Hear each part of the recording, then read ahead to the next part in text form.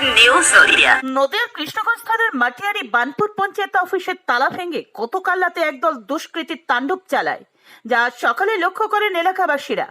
বিষয়টি তারা তৃণমূল পরিচালিত ওই পঞ্চায়েতের প্রধান, উপপ্রধান সহ কৃষ্ণগঞ্জ থানায় খবর দেন।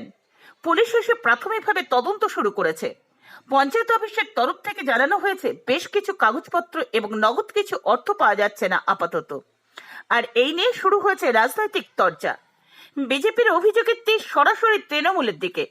তাদের কথা অনুযায়ী বর্তমানে এ রাজ্যে বিভিন্ন সরকারি দপ্তর দুর্নীতির আঁতুড়ঘর হয়ে দাঁড়িয়েছে, আর তারই তদন্তে অতর্কিতভাবে ইডি, সিবিআই সহ বিভিন্ন রকম কেন্দ্রীয় তদন্তকারী সংস্থা হানা দিচ্ছে।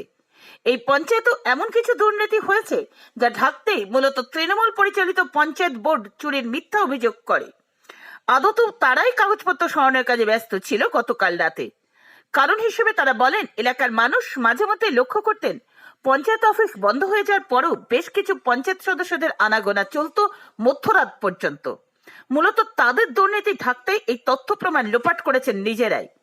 যদিও তৃণমূলের পক্ষ থেকে এই অভিযোগ অস্বীকার করে জানানো হয়েছে এটার 5টা সাধারণ চুরির মতোই ঘটনা, এর পেছনে অন্য কোনো অভিসন্ধি নেই।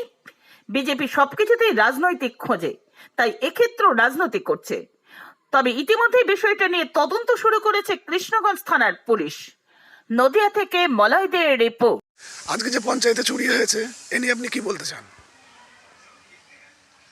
আমার যতদূর ধারণা, যেহেতু পঞ্চায়েত তৃণমূলের পরিচালনায় চলছে, তৃণমূল তাদের এই দুর্নীতিগুলোকে ঢাকাবার জন্য এই চুরির মিথ্যে নাটক করেছে।